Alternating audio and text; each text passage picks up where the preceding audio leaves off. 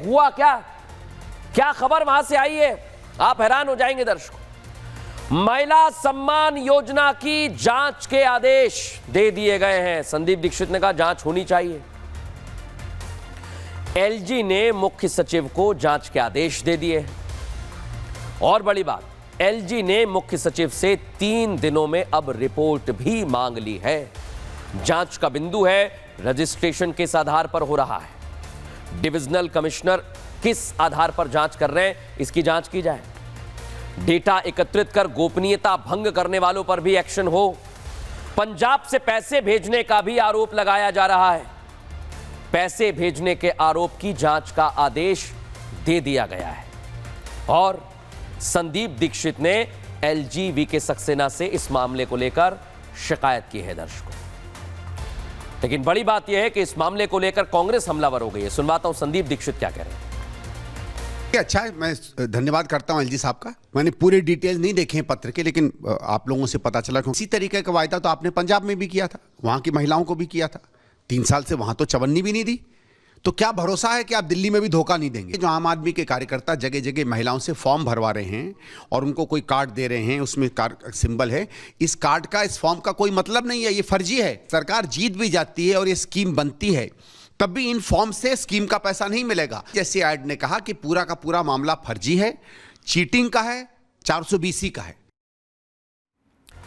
अब बड़ी बात क्या है दर्शकों, जैसा मैं आपको बता रहा हूं कि इस योजना को लेकर सवाल खड़े हुए, तो अब मुश्किल में अरविंद केजरीवाल है। महिला सम्मान योजना के तहत रजिस्ट्रेशन की जांच हो, जैसा हम आपको बता रहे हैं। पंजाब सरकार की खुफिया पुलिस पर भी सवाल खड़े किए जा रहे हैं और लोकतांत्रिक प्रक्रिया और निष्पक्ष चुनाव को बाधित करने की कोशिश हुई है।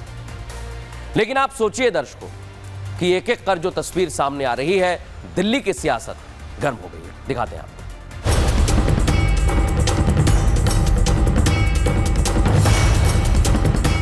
आम आदमी पार्टी के संयोजक अरविंद केजरीवाल का महिलाओं को रेवड़ी बांटना उनके गले की फांस बन चुका है।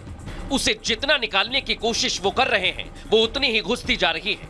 योजना के ऐलान के बाद रजिस्ट्रेशन शुरू होता है। रजिस्ट्रेशन शुरू हुए चंद दिन हुए थे कि सरकार के विभागों ने योजना से ही इनकार कर दिया।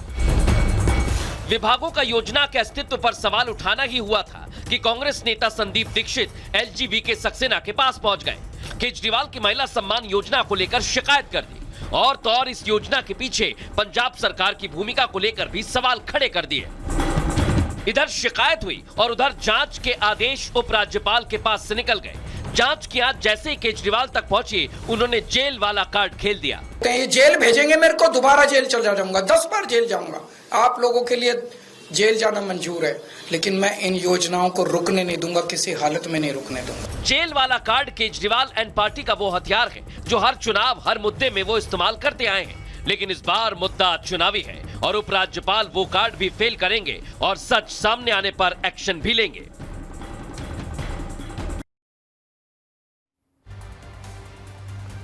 दर्शकों, दिल्ली के उपराज्यपाल वीके सक्सेना पूरी तरह से जांच के मूड में आ गए और सचिवालय ने दिल्ली के मुख्य सचिव और पुलिस आयुक्त को 3 अलग अलग नोट भेजे। इसके बाद अरविंद केजरीवाल और सीएम आतिशी ने पोस्ट करके प्रेस कॉन्फ्रेंस की बात कही।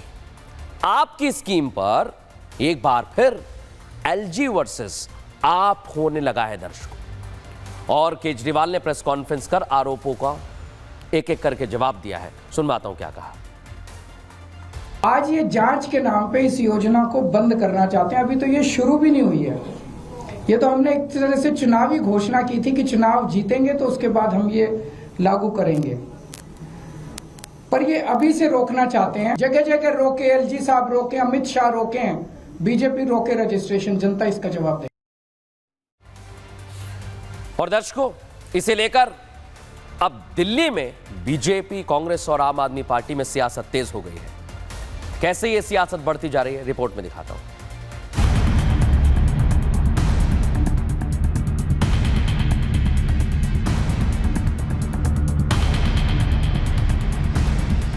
दिल्ली के इस ठंडे मौसम में केजरीवाल की स्कीम को लेकर सियासत गर्म है। ऐसी गर्मा गई है कि 2 सहयोगी एक दूसरे के कट्टर दुश्मन बन गए, या यूं कहें कि फूटी आंख नहीं सुहा रहे। केजरीवाल ने जो महिला सम्मान स्कीम के जरिए 2100 रुपए देने का वादा किया, उसके पीछे कांग्रेस पड़ गई है।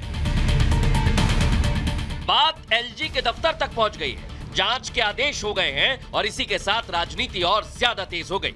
केजरीवाल योजना को पूरा करने के लिए जेल जाने तक तैयार हो गए, क्योंकि यहाँ सवाल महिलाओं का है। वो महिलाएं जिनका सम्मान करने का दम हर राजनीतिक पार्टी भर रही है। आज उन्होंने ये साबित कर दिया, महिला सम्मान योजना ये बंद करना चाहते हैं। ये नहीं चाहते कि महिलाओं का भला हो। आपको केजरीवाल पे भरोसा रखना है, केजरीवाल पे भरोसा है, खूब रजिस्ट्रेशन करो। संजीवनी योजना में भी कराओ, महिला सम्मान योजना में भी कराओ। मैं देखता हूँ कैसे रोकते हैं ये बीजेपी वाले इन दोनों योजनाओं को। मुख्यमंत्री महिला सम्मान योजना में 21 रुपए देने का कोई कैबिनेट प्रस्ताव पास हुआ है कि नहीं? पंजाब में सरकार बनाने से पहले महिलाओं के सम्मान के लिए 1000 रुपए की राशि जो देने की घोषणा की थी वो दी है कि नहीं? ये झूठ की, ये मक्कारी की हांडी बार बार नहीं छटती अरविंद केजरीवाल।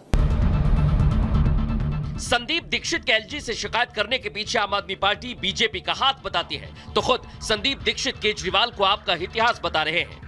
अब तो बीजेपी की हालत ही हो गई है, ये कांग्रेस के सामने गिड़गिड़ा रहे हैं, हमें बचा लो, हमें बचा लो, हमें बचा लो। बीजेपी की हिम्मत नहीं हुई एलजी को कंप्लेन करने की।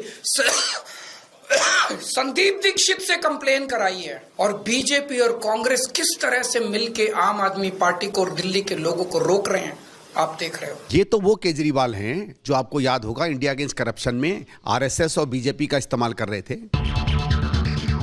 सवाल दिल्ली चुनाव का है और उपराज्यपाल के आदेश से किस पार्टी का समीकरण बदलेगा ये तो वक्त बताएगा, लेकिन अभी तो सिर्फ यही मैसेज देने की कोशिश है कि हमसे बड़ा दिल्ली का हितैषी कोई नहीं है।